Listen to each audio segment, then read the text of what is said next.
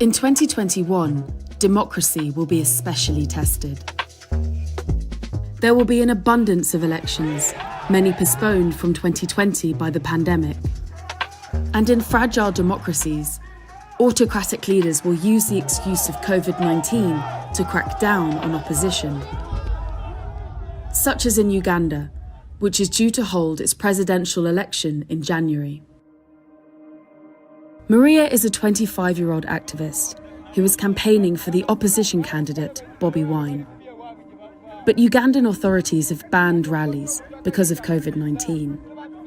They're not implementing COVID guidelines with people who live day-to-day lives. They're only implementing these guidelines with opposition politicians, that is all. So it is just an excuse. At a recent rally, police arrested Bobi Wine, accusing him of flouting COVID-19 restrictions.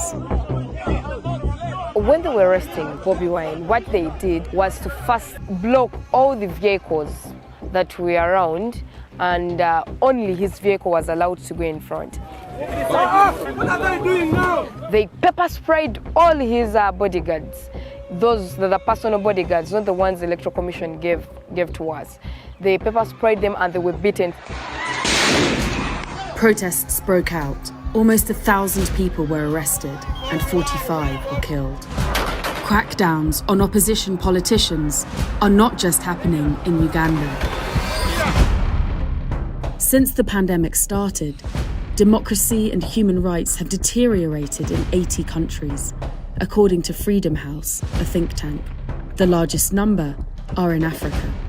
This is certainly a problem in Africa, because there are many countries there that have made a partial transition towards democracy and respect for human rights, but because it's fairly recent and the institutions that protect it are not particularly strong, there's always the danger of backsliding. Uganda's president, Yoweri Museveni, has been in power for almost 35 years. In 2017, he changed the country's constitution to allow him to serve a 6th term. The pandemic has made it easier to block opposition and dissent. All we want is our freedom back. All we want is to change power, and so that power comes back to the people and the institutions that must protect the people. That is all we want. Maria can't even campaign on social media. Government rules brought in 2020 require many internet users to register with a regulator before they can publish anything online. Across the world, 91 countries have experienced new or increased restrictions on the news media as a result of the pandemic.